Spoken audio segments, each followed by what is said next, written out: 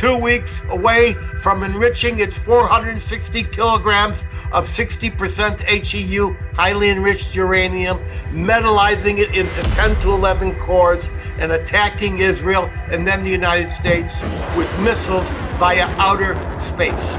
These missiles could hit any city in the United States, and that was the intent after they destroyed Israel. Israel and the U.S. would have second struck, and the world would have entered a nuclear winter where only the cockroaches and the dung beetles survive. And now, The Edwin Black Show.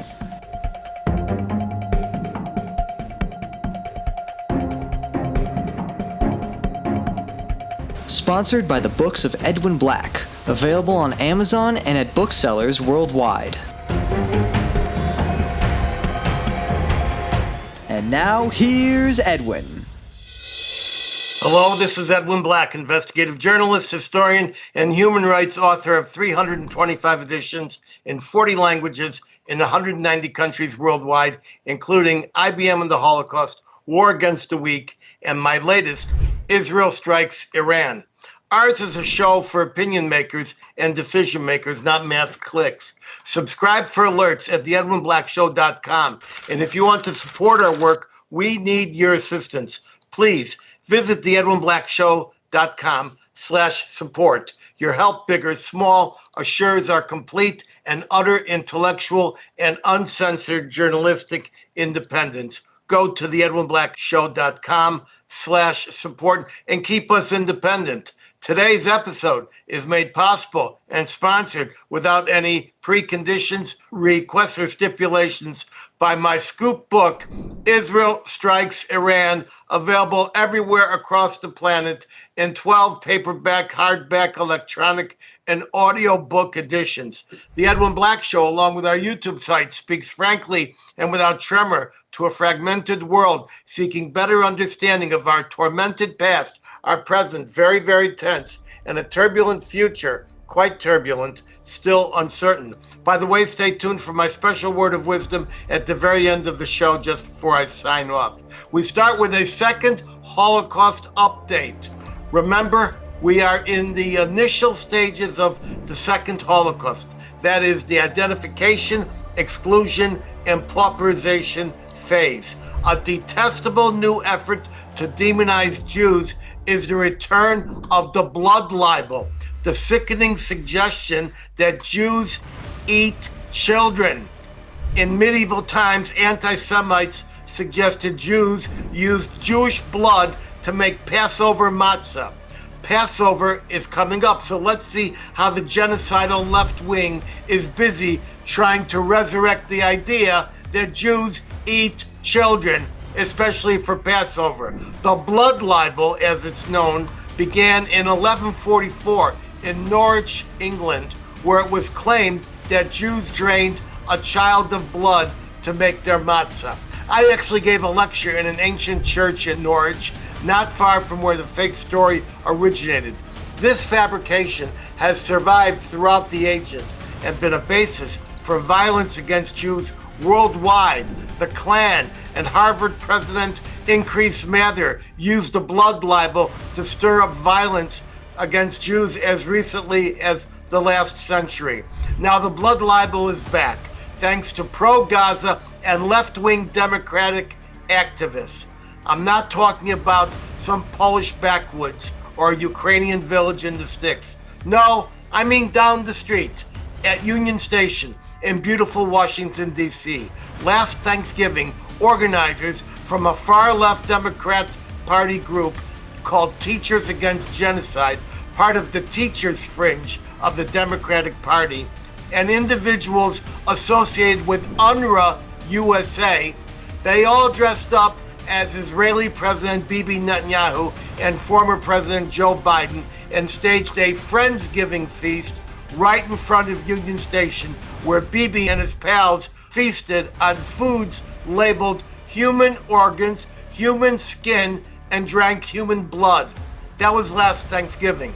But they promised more of the same, and we just saw it. Earlier this week, the UK Labour Party, the party itself, promoted an obscene art exhibition showing IDF soldiers and other Israelis eating babies and drinking blood. Local politicians said the exhibit was just commentary and not offensive to Jews. You were afraid of going back to the Nazi times of the last century? Anti-Semites are taking us back to medieval times of many centuries ago. Expect more of these blood libels to appear not only in public, but with the help of a 30-second AI assist. They will be popping up in the phones of impressionable young people as the left tries to justify their need to destroy the Jewish community. This proves two things. First, the oldest forms of anti-Semitism don't die, they just put on new clothes. Second, Jews who think that things have changed over time are dangerously asleep. They are headed for a rude awakening. This leads to my second pre-mono, namely the coming reign of terror this country will face if the Democratic Party is returned to power. The best estimates are now that between 8 and 18% of Democrats currently support Israel.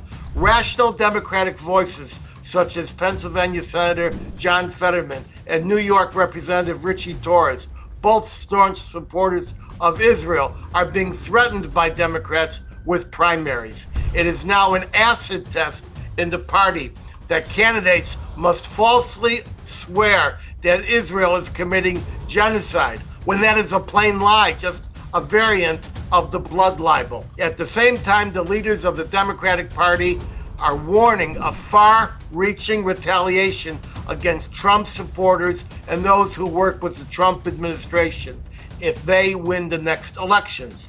Obama's main surrogate, Susan Rice, speaking on a podcast of a former Democratic prosecutor, warned companies and spoke of, quote, an accountability agenda, close quote, and added, quote, companies already are starting to hear they better preserve their documents. They better be ready for subpoenas. If they've done something wrong, they'll be held accountable. She quipped, quote, this is not going to be an instance of, forgive and forget, close quote. Illinois Governor J.B. Pritzker warned that the Democrats will organize a major retaliation dubbed Project 2029, quote, criminally prosecuted, civilly prosecuted, whatever it is that we can do, close quote. When Biden was elected, so-called journalists teamed up with political operatives to track Trump associates, businessmen, lawyers, and advisors, and it's sure they never work again. That's over now for the moment, but if the Democrats return, their fury will return with them. This same revenge psychosis will impact Jews and support for Israel. In Sheffield, England, we've seen the prototype. Pro-Palestinian agitators have gone door to door on what they call Jew hunts, looking for mezuzahs and asking people if they support Gaza or Israel. You will see that done here in the United States if the Democrats come to power. It's already being discussed in Minnesota, door to door. And the often violent campaign against Jews in Israel that we have seen across the bridge in Canada, across the pond in the UK and Ireland, and down under in Australia will suddenly come crashing down in America. There's only one thing standing in the way of Jewish annihilation: Donald Trump, who is suing and prosecuting the anti-Semites high and low, and who is stopping the military fanatics from carrying out their promises to destroy Israel and the U.S. in the process. This brings me to item 3. What the heck is Trump doing anyway? Quite simply, in his bombastic, solipsistic, trash-talking manner, he's remaking the world. It's all connected, interconnected. The takedown of the Maduro regime in Venezuela was organically connected to the start of the Iran war because Iran and Hezbollah had turned Venezuela into a satellite.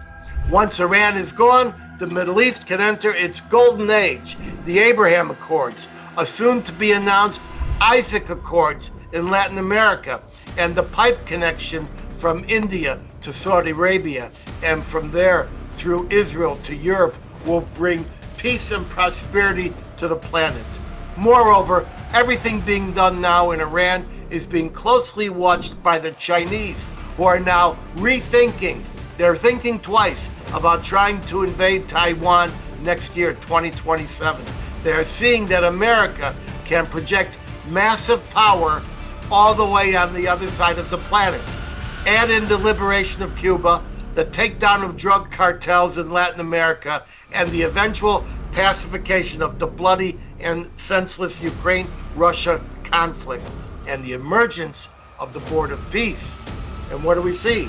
We see what I predicted a year ago, that Trump may have a big mouth, but he also has big plans to bring peace and prosperity to the planet. It may be a pipe dream, but he is laying the pipes. And many of us are dreaming that our world can abandon the compulsion by so many to kill and vanquish those who do not resemble themselves. And now to our main topic, the Iran war, and the view of our redoubtable vintage boys on that topic. Here's my take. Iran was 2 weeks away from enriching its 460 kilograms of 60% HEU, highly enriched uranium, metallizing it into 10 to 11 cores, and attacking Israel and then the United States with missiles via outer space. The Iranian Space Agency, which was established in February 2004, with the president of Iran designated as the head of the Supreme Council of Space. This agency began with a small budget, but as of 2 years ago, it was $128 million, and today it might be $1 billion. It's all secret. Iran built a 54 square mile space launch complex. Yes, 54 square miles. At its coastal city, Chabahar, where it has developed the Simorgh, or Phoenix rocket, now deployed at the Imam Khomeini Space Center in rural Semnan province. Putin's Russia has been a partner in this entire endeavor. He needs the money. For months, the Iranians have been trying to fit their R-265 shock generator nuclear warhead into the nose cone of the Simorgh. It's built for the Shachab, not the Simorgh.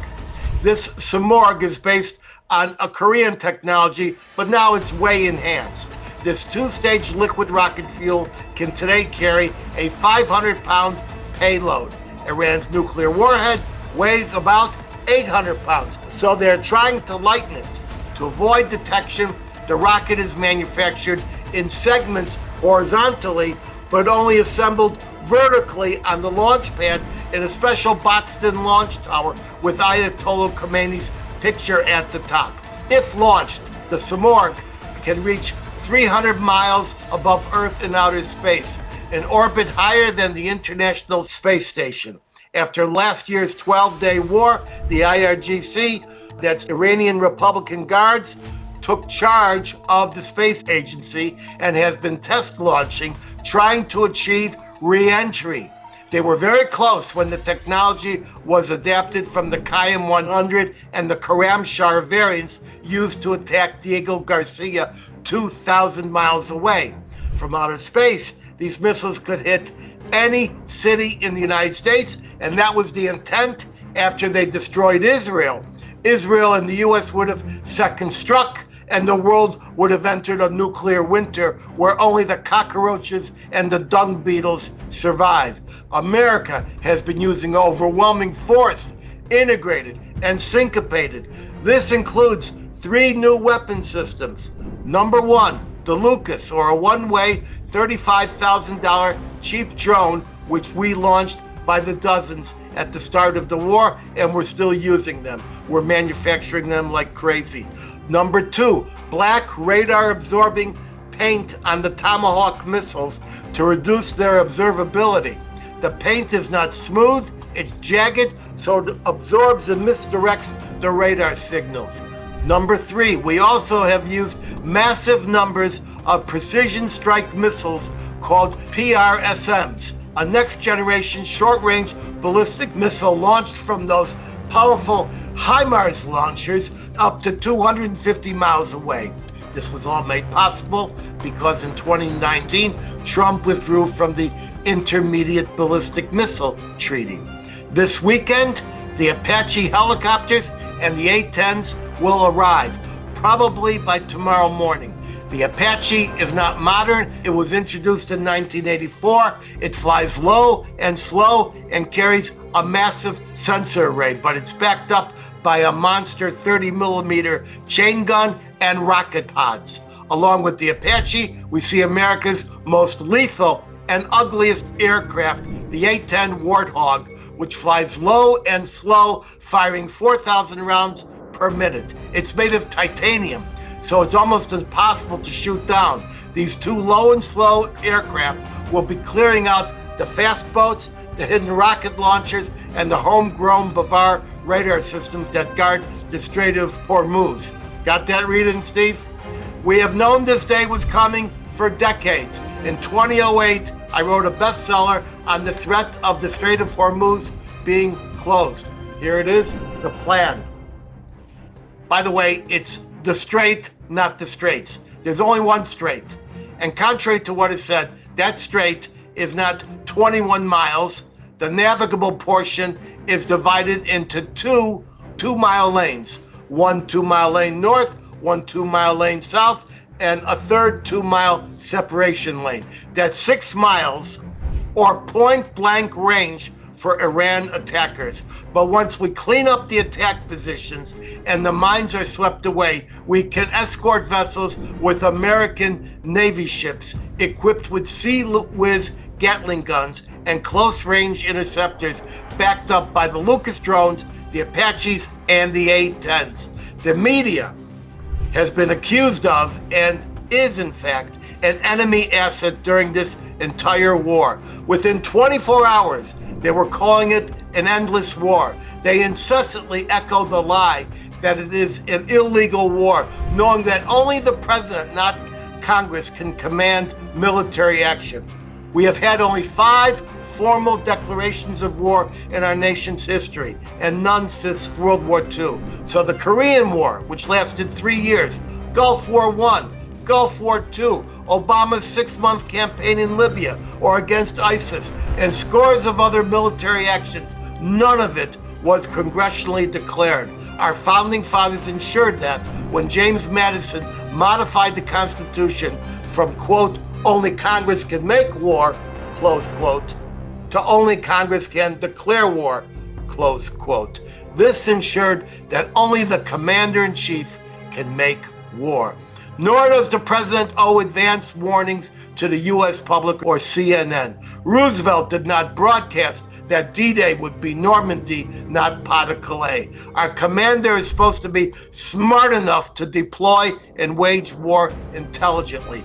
That Trump is doing, with the words of Sun Tzu, ancient Chinese author of The Art of War, being whispered in his ear constantly. Number 1, feign incompetence. Number 2, disguise location. Number 3, exploit emotion. Number 4, appear disorderly. That's Trump all day.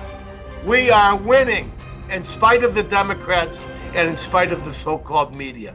Just for a fine point, the Democrats and the media implied this week that Iranians were not negotiating a 15-point plan and there was no so-called gift to Trump. Now we know the 15-point plan is real. It was passed via Pakistan, and the Iranian gift was real. 10 oil tankers, or about 200 million barrels, more than our strategic petroleum reserve release. No one knows what's next. Poll numbers do not matter. Media fools do not matter. What does matter is that Iran's dream of reaching heaven riding atop the nose cones of 10 Ahmed Project nuclear missiles has been thwarted. Ladies and gentlemen, take a look around. Donald Trump just saved civilization. All right, now because it's actually a Vintage Boys episode, I'm going to discuss the fluid that I've been imbibing lately. I want to go to the bottle that I'm not going to open for you, but I will open for Passover. It's a wonderful Covenant, and it's one of my favorites. Cabernet Sauvignon. This is a 2022, and I've been saving it for 3 years, waiting for this moment to happen. And God should grant I will drink it in good health. Now, I've turned to something different. People might know that lately I've been going with vermouth as a sipping fluid. So I'm now looking at gin, and I'll tell you why. So, because Covenant has just released a gin, and Jeff at Covenant is here with us at the moment. Was I took out my big, beautiful, gorgeous bottle of Bombay Sapphire. It's London Dry Gin, which is a category of gin. I tried to drink a little bit of it, about that much of it, maybe that much, and it was awful. I mean, I just couldn't stand it. It was bitter. I just couldn't take it. So, for Covenant's Woodacre Gin, here it is. Now, most gin is made out of potato or other grains. You can't use that for Passover. So it can also be made out of pure sugar cane, which this particular bottle is. And of course, it's infused with juniper berries and other fruits and herbs, which makes it kind of a kissing cousin to the vermouth, if you think about it. And I'm going to have some right now. It is a beautiful fragrance. I'm going to drink it out of my espresso cup. I sometimes get confused about what's in here. So it's got a beautiful nose. And when you drink it, it's not bitter. It's enlivening. It's really, really beautiful. And it's just, I'm sure it'll be good for a sipping gin, which is now coming to the fore. People are now spending a lot of money on gins. It's also going to be good in mixed drinks. Now you say, well, can I have this for Passover? And the answer is yes, because it's made from sugar cane. And if you check, Jeff cheated here. In a little teeny place on the bottom here, it says kosher for Pesach, kosher for Passover. No one would know that unless you were looking. That leads me to our next guest.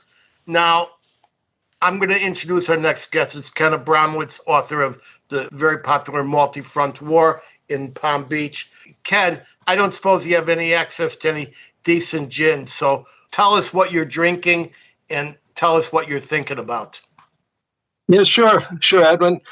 I'm happy to show off a nice bottle of gin that I just bought, and it's from the Isle of Harris gin from Scotland, and it's from the outer, I don't know how to pronounce it, Hebrides?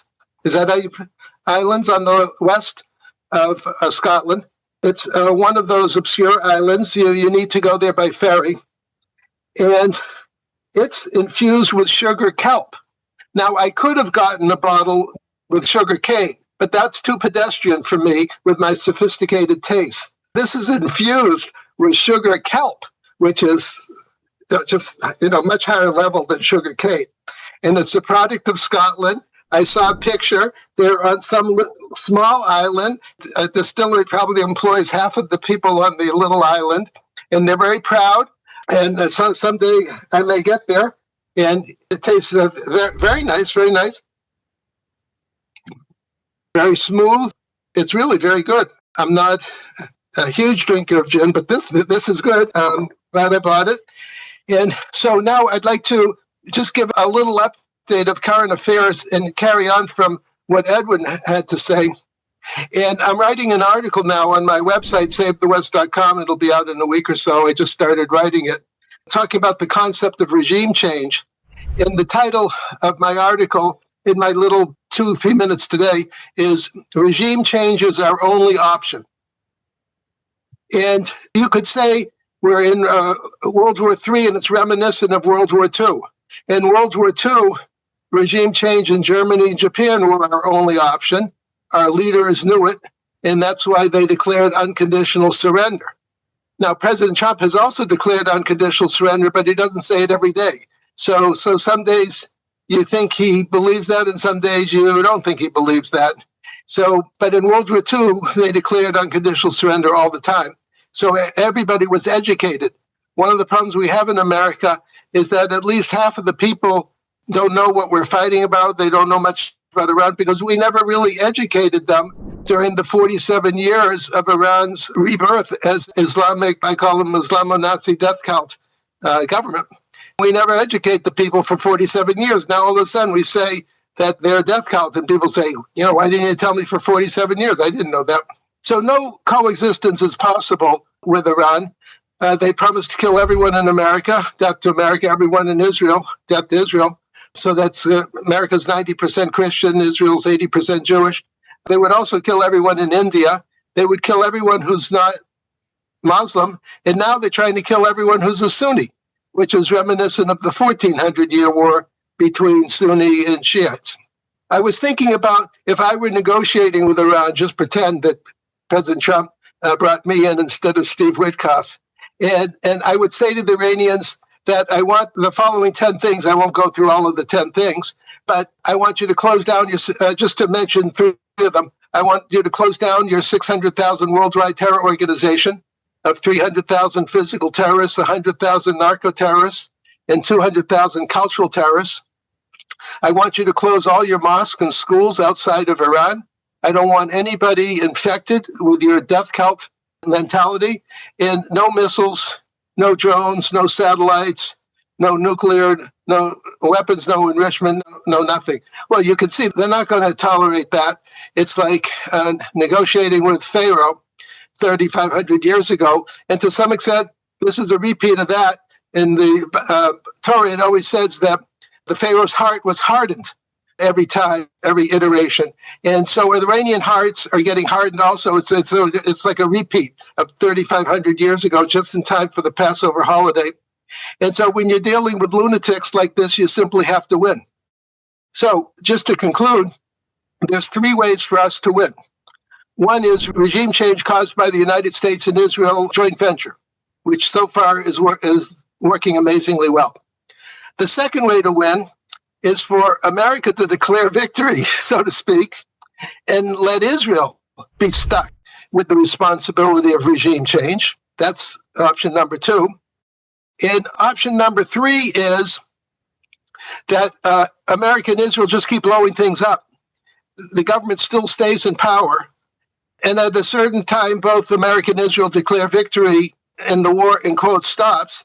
And then it just goes to a different intensity with something getting blown up every day in the morning and the afternoon, but not 500 targets a day by America and 500 by Israel. So instead of having 1,000 targets a day, it goes to 25 targets a day. It's no longer on the front page. Everybody thinks that the war is over, but it just simmers on until finally the government does crumble at whatever time that is. So those are my 3 choices of the day. And as always, it's an honor to be on the Edwin Black Show. Thank you. And that was very astute. I actually liked a lot of what you said. There's something I think that our viewers and you should understand.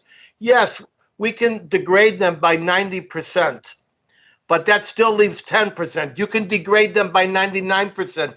That leaves 1%. But such a highly fortified and militarized country like Iran has bent on destroying the world, destroying civilization.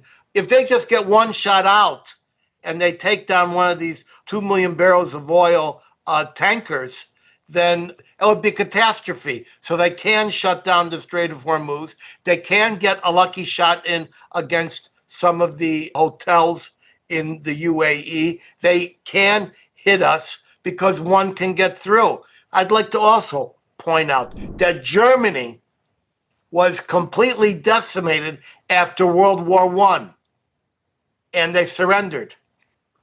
But 12 years later, Hitler arose, and we had not done the denazification style straightening out of the German society. I'd like to also mention that Japan, as you've referenced, gave a full surrender on the boat. It took them 2 nuclear bombs to do that.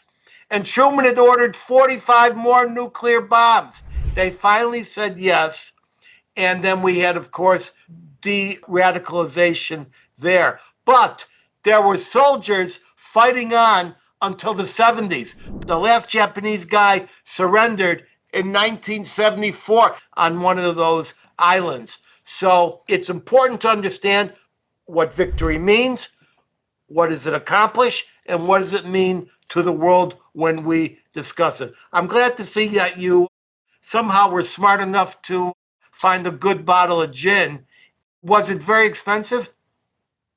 Yeah, it cost me an arm and a leg. Gin's not very expensive. It's not like wines or scotches. So this was about $80. It was the most expensive one they had. Most everything was about half that price. It's very, very tasty. And I never heard of it before. And I'm glad I went through the exercise of finding it.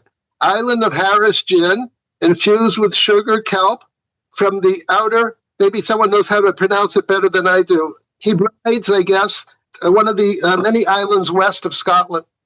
Okay. Well, we've got a note here from one of our best viewers. That's Sherry up in Massachusetts. And she's unhappy that we had the chutzpah to get a Scottish product, and they're boycotting Israel like crazy up there. And I know. And I'm going to answer my friend Sherry and tell her that this is an extreme hypocritical posture that we Jews have taken on. We're fighting all the boycotters, but we love our scotch. We're not giving up our scotch. And so we're drinking Scottish scotch and we're drinking Scottish gin now. Now, Liz in Tampa, actually, she's south of there, says Hebrides, the Hebrides. Okay. Oh, okay. Thank you. Right. Thank you. Now, our good friend and scholar, Shel Freilich, couldn't have his liquor with him today. He's, in fact, driving, but he's going to come in via telephone. He's going to tell us his thoughts about what's going on in Michigan and with this war. And then he's going to tell us about a wonderful bottle that he had last night. Take it, Shel. Thank you, Edwin. Shel Freilich here. I can't be with you live because I'm actually in the car driving from Virginia, where we were visiting my son and family, and we're en route back to Michigan. So we're on the Pennsylvania Turnpike traveling through the Allegheny Mountains. But I'm able to share a few recorded remarks. And since I'm in the car, I can't share a whiskey with you because we can't have an open container of whiskey in the car while we drive. But I assure you, I had a wonderful rye whiskey with my son last night that was very, very unique and very flavorful. But a few remarks about the current events.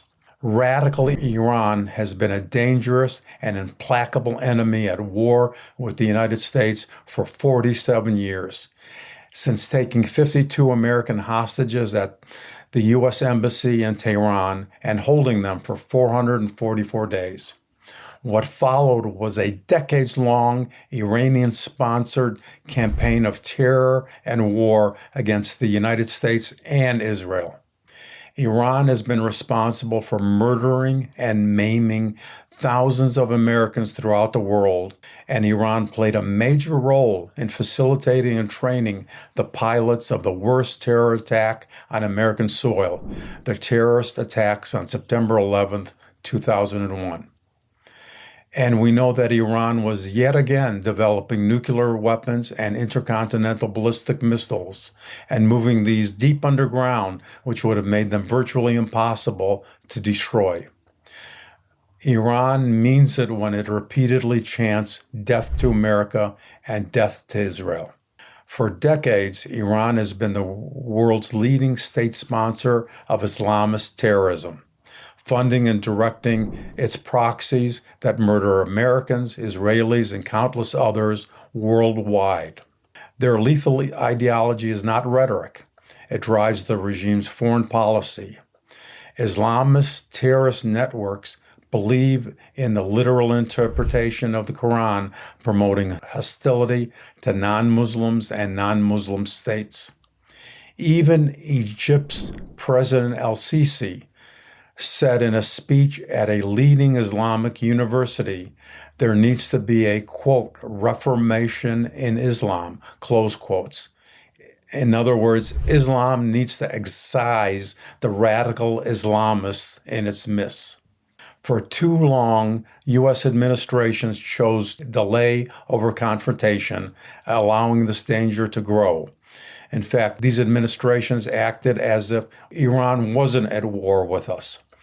During nuclear talks, Tehran stalled, obstructed, and deceived while strengthening nuclear defenses and expanding its ballistic missile arsenal. While domestically, Iran brutally and mercilessly crushed protests and revealed a government willing to slaughter tens of thousands of its own people. Polls in Iran show that 81% of the population opposed the Iranian regime. For the first time in decades, the Islamic Republic is now significantly weakened by the United States and Israel. But the operation must continue until the Iranian grip is broken and a pathway is forged, allowing new leaders chosen by the Iranian people. The stakes are historic. This is not merely a military campaign, but a confrontation between a terrorist Islamic fanatic revolutionary regime and the coalition challenging it. Epic fury aims to protect American lives, dismantle a regime fueling global terrorism, and prevent it from acquiring the world's most dangerous weapons. It also stands with the Iranian people, including the families of tens of thousands recently killed who have suffered under tyranny since the regime's violent rise. Epic fury is not just a response to current events. It is a reckoning with history. It is a battle by the United States to prevent Iran's ultimate goal to destroy the United States and the West and to establish an Islamic caliphate and dominate the war. I and all right-thinking Americans and people in the West should support this war and support it to its conclusion. Thank you very much, and God bless everybody. Thank you very much, Shel, and we'll be wishing Shel's family a good Passover. And now we're going to bring in Zalmi Unsdorfer, a man who really knows how to pronounce the names of those Scottish islands. And we're going to ask Zalmi, how's the war being received in United Kingdom with that prime minister of yours? And then you could finish off by telling us what you're drinking. Go, Zalmi. Okay, so I think that there's lots of things which end with an ESS. There's feckless, useless, rudderless, hopeless, clueless. I could go on. Keir Starmer, my God, I think he's on his last legs, and the Mandelson affair is really dragging him down. He's been caught in a lie. His former aide de camp was caught in a lie, so he's on his way out. The only trouble is that the person who takes over from him is going to be a dyed-in-the-wool communist, Angela Rayner, or a raving Green New Deal lunatic like Ed Miliband. So it looks very bleak, and that together with Britain's colonization by Islam, as evidenced in a Trafalgar Square mass prayer meeting, which was attended by the Muslim mayor of London, who didn't even have the sense to go to Golders Green and commiserate with the Jewish community on the terror attack on its 4 Hatzalah ambulances, just shows you where Britain is going. Basically, Jewish votes are expendable. We have to look after ourselves and our security. And frankly, what we're fighting very well with our brave fighters in Israel, Army, Air Force, Navy, security forces, border force, I mean, unbelievable guys and girls. What they're doing, fighting the good fight, means that the baddies are all coming to Europe. It's amazing that Britain is the last country, I think, in Europe not to proscribe the Iran's Revolutionary Guard Corps. Everyone else has proscribed it, and Britain still hasn't done that. So it really, really is pretty hopeless here. Well, I'm very sad to see that. So it is correct. England ain't England anymore. Is that what you're saying? Yeah. And, you know, we have a king, King Charles, who is supposed to be the head of the Church of England, who is supposed to be the defender of the faith. He is calling himself the defender of faith. And he doesn't waste any time praising the Muslim community for the wonderful gifts that they have provided to the United Kingdom, many of which I would find it very, very hard to name one, other than perhaps terrorism. So I'm disappointed in him because at the end of the day, there is two things. There's multiculturalism and there's multiracialism. And that's great. Multiracialism is what should have happened. We have Sikhs, we have Bangladeshis, we have all colors in our country, and we're very tolerant, as Israel is as well. Israel is a very, very mixed country when it comes to color and race. But multiculturalism doesn't work. It's a failure because the culture that has been imported and is colonizing now the United Kingdom is a culture that will not assimilate into the British way of life, and therefore Britain's whole Britishness becomes completely diluted until it becomes unrecognizable. It's like having a good scotch and continuing to pour water in it and ice cubes, and eventually it tastes like water. And that's exactly it. And everybody who knows and respects scotch knows that a dollop of water is okay, but that's enough. So what happens when Trump calls your prime minister, Keith Starmer, Mr. Starmer, rather, a chicken and a coward and all that? What goes on in the London press, in the London politics? Do they get crazy or what? No. We all agree with him. I think most Labour MPs of his own party would agree that he's a completely feckless, useless guy. And many have said that he himself is not comfortable in his own skin as prime minister. It's not really him. Unfortunately, he stands between us and an even worse candidate.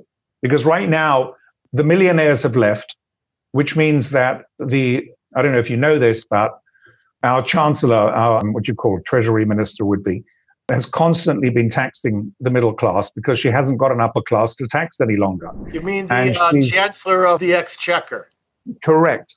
And she does nothing else but dole out benefits to the millions of migrants that have come into the country. So what we have here is we have to spend more on migrants than we have money for defense. So there's no money for defense. That's why we only have one battleship that we managed to eventually chug out of Southampton on its way to Cyprus. But by the time it gets there, I should think Trump will be in his third term. That third term hasn't been confirmed yet, has it, Zalmi? I'm sure he'll find some way of dealing with it. All right, what are you drinking today? Well, I got the time difference wrong here in Britain and America. And I'm still in my office, way, way away from my bar. But I have discovered in my office an amazing drink. It's called San Pellegrino. And it's a really lovely, most wonderful drink that I enjoy every day of the week and most hours of the day. So, l'chaim. Chaim. And by the way, I drink that all day when I'm not drinking. Let's turn to our questions. Thank you very much, Zalmi. The first question goes to Miss Rita. She wants to know, when will Karg Island be occupied, and what happens when Iran has no money to pay the IRGC and Basij and the General Army? Okay, Karg Island will be occupied. The Iranians are fortifying it now. They're training in their artillery and their rockets on there. They're trying to bring military units back in. But by this time tomorrow, the A-10s, the gunships, and the Apache helicopters and a bunch of Lucas drones are going to be taking out all of those sites. There are actually 3 or 4 little islands in that area. It's not just Karg Island. Karg is super important because that's where 93% of Iran's oil gets exported. If we stop that or we seize it, remember we could seize it, then they will no longer have a money flow. It'll take about 20 days for the money flow to go away. There's an even more important island called Abu Musa, which is the son of Moses. Abu Musa, they just call it that. And it's loaded with attack munitions. And every ship comes very close to it. The time between Abu Musa and impact on a ship could be 5 to 15 seconds. And so they're going to have to island hop, clean up all those islands and the defenses before we move in. Now, as for this no money to pay the IRGC, that's kind of important. Most of the IRGC are doctrinaire crazies they're 12ers looking to get to paradise one way or the other. And so the laws of attrition really won't take place until we take down so many layers that nobody knows who's next and they decide to run off. The besiege, these are the volunteer attackers who are subduing the public. These are the bad guys, and we're taking them down too. We're doing that in the way that Israel took down Hezbollah. We have their names. Israel Mossad is calling them on the phone. They have their phone numbers, and they're saying, hey, stay home, or if we see you, we're going to kill you. Now, the General Army, that's the Artesh, and they're different, and they have provincial recruitment, and they're the most reasonable ones. It's my guess that the real people negotiating with Trump right now are guys from the military, from the Artesh. Zalmi, do you have anything to add to that? Yeah, look, this Carg Island situation is very much in doubt right now. You have all these Marines arriving. I'm obviously concerned that a war, which a lot of the Tucker Carlson brigade are blaming on Israel and saying it's only being done for Israel. I'm very worried if American body bags start going back to Dover Airport. I think that's where they go to. That would be a terrible thing to see, not just in terms of tragedy, but in terms of just the look in terms of Israel and the ammunition that would be given to those Tucker Carlson wing of the right-wing movement. So I'm very worried about that. I just pray for the safety of the American troops just as much as I do for the IDF. And I would remind people that the IRGC went into the Iran-Iraq war carrying their coffins on their back. So remember, they want to die more than we want to live. Now, I'd like to turn it over to one of our best vintage boys. This guy is a refugee from the left, but he's still living on the left coast. And I've been drinking his gin for the better part of today. So, Jeff, tell us what you're drinking, when you started drinking, tell us about your new gin, and what's your thoughts on this, especially living out there in highly communistic Bay Area of San Francisco. Well, thank you, Ed, for having me on the podcast. And actually, is it a podcast or is it a show? How do I refer to that? It's a show. A show. And Zalmi, I'm so sorry that you're reduced to drinking bubbly water at this time. But I trust that when you leave the office, you'll be able to indulge in something that you prefer drinking after hours. And you betcha. Ed and Ken, thank you so much for drinking gin. I have been a long time fan of gin, all kinds of gins, and I'm actually drinking at this very moment a martini. Even though I started drinking it at the beginning of the show, I've drunk about half of it now. I don't drink them I don't drink them shaken like James Bond. I like them stirred because if you shake it up, you get little bits of ice that then inhibits your enjoyment of the gin. So I put it in ice, stir it around, and then I have a nice little piece of lemon rind from a Meyer lemon tree growing in the yard at our winery, where I'm sitting in my office at the winery, Covenant Winery in Berkeley. I do have I can't compete with you guys in terms of understanding what's going on internationally. I do have a fairly focused report on the San Francisco Bay Area that I'm going to share with you in a second. But let me tell you a couple more things about Woodacre Gin, because I'm drinking, of course, Woodacre as well. We have a Woodacre Gin and a Woodacre Vodka that we just bottled about 3 weeks ago. And Ed, you're one of the first people to actually drink it. The Ken, I don't know what sugar. Well, what did you have there? Sugar kelp. Sugar kelp. I don't know what sugar kelp is. Sugar kelp. Yeah, I thought sugar kelp was ethanol, but go ahead. Anyway, so this is not infused with sugar cane. It's sugar cane spirit, which is a neutral spirit, but it's kosher for Passover, so that's why we're using it in our gin and our vodka. Basically, Covenant winemaker Jonathan Haydu and I hiked up into the mountains in West Marin to hand pick our main botanicals. And the main one in our gin is Douglas fir, which is just a big pine tree. We harvested the fir branches along with wild sagebrush, also growing up there in the town of Woodacre, which is why we call it Woodacre. And there's a big rock at the bottom of the mountain.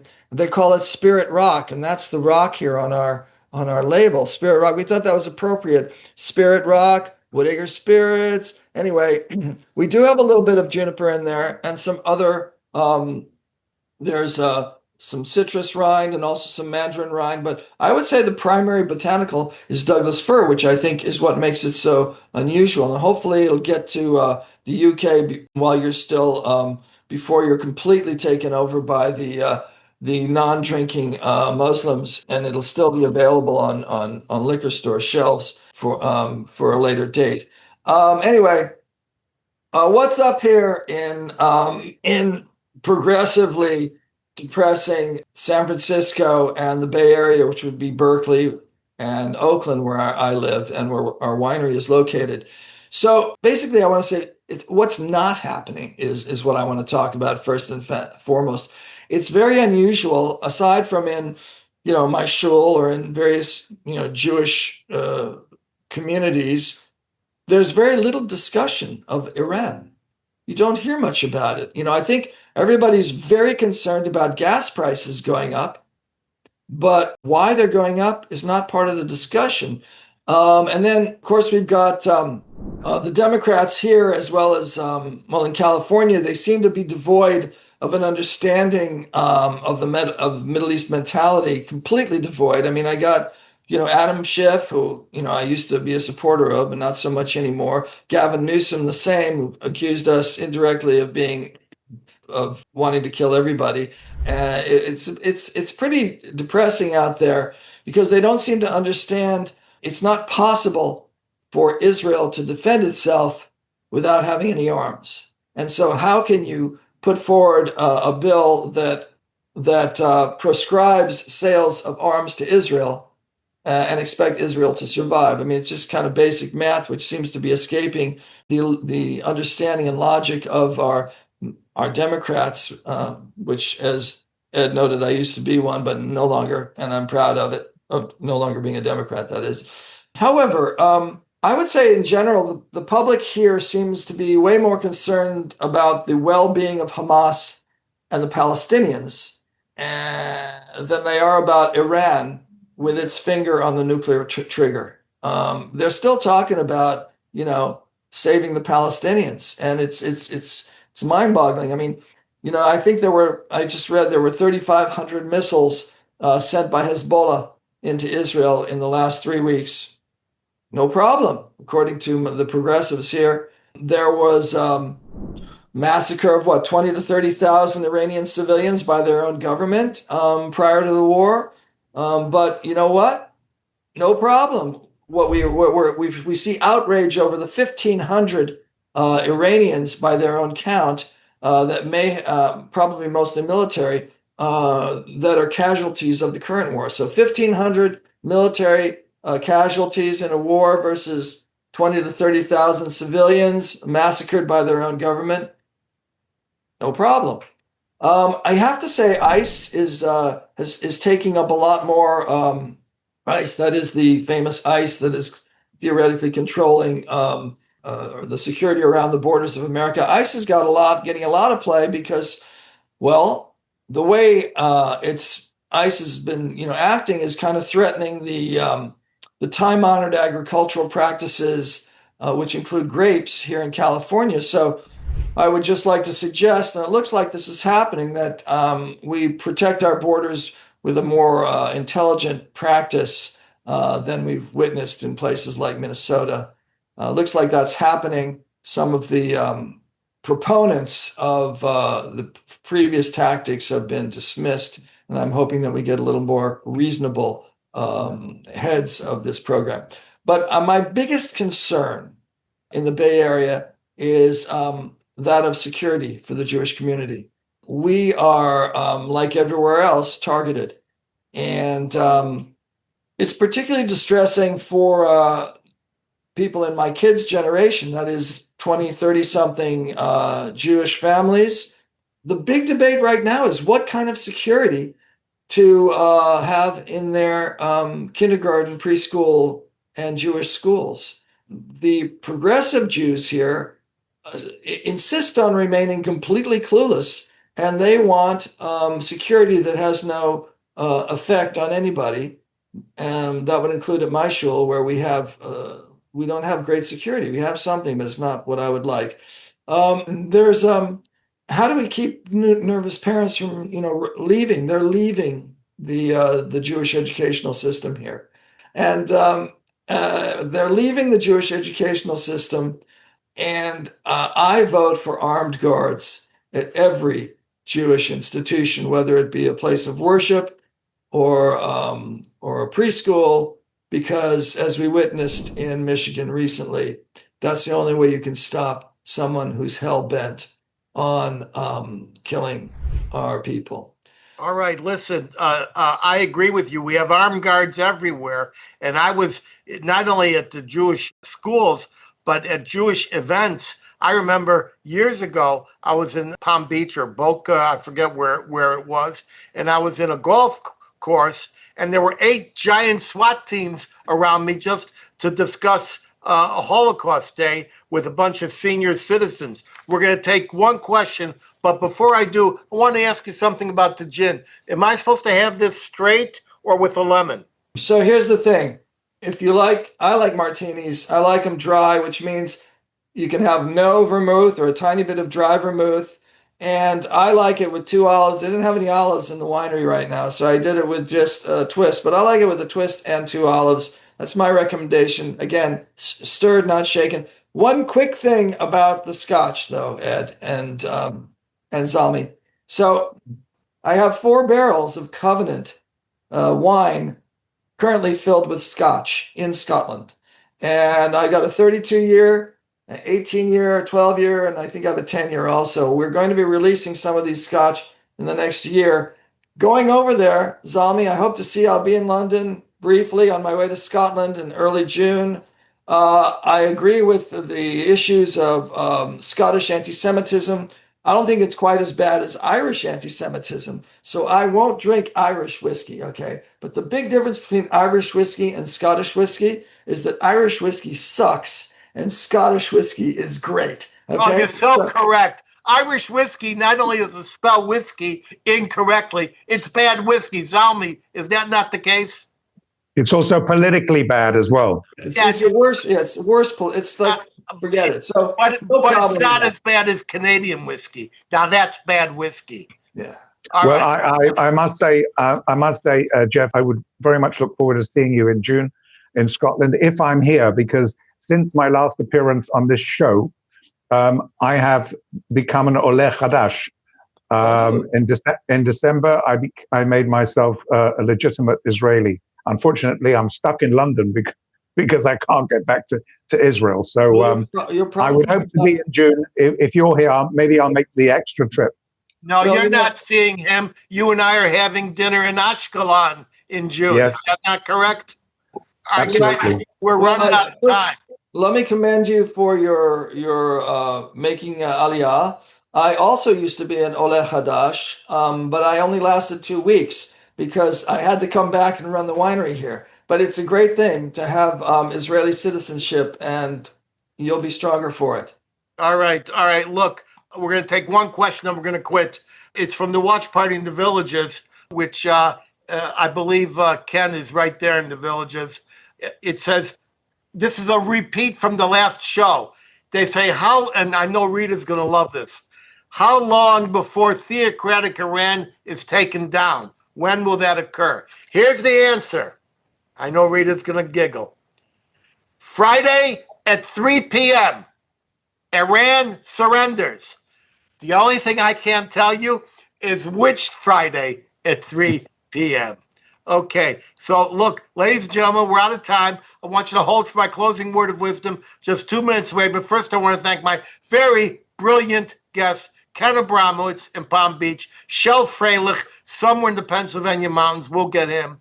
Jeff Morgan in the Bay Area, or what's left of it. Zalmi Unsdorfer in London, or what's left of it. Josh London couldn't be with us today.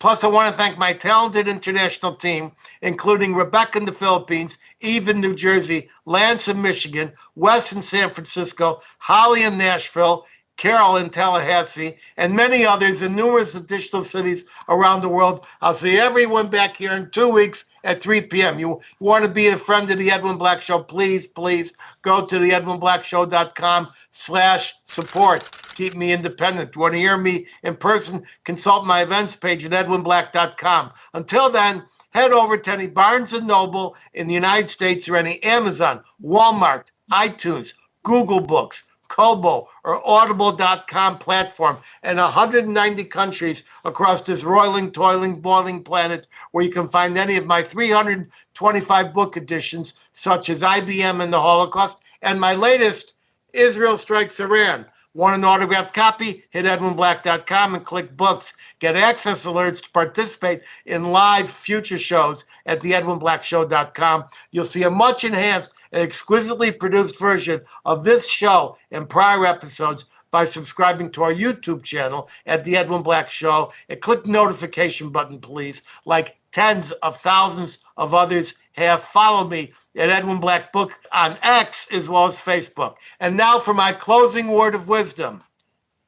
Seeing is believing, but sometimes you must be believing before you have any seeing. I'm zooming out from our nation's capital. Bless all of you. Pray for all that is unfolding before our very eyes.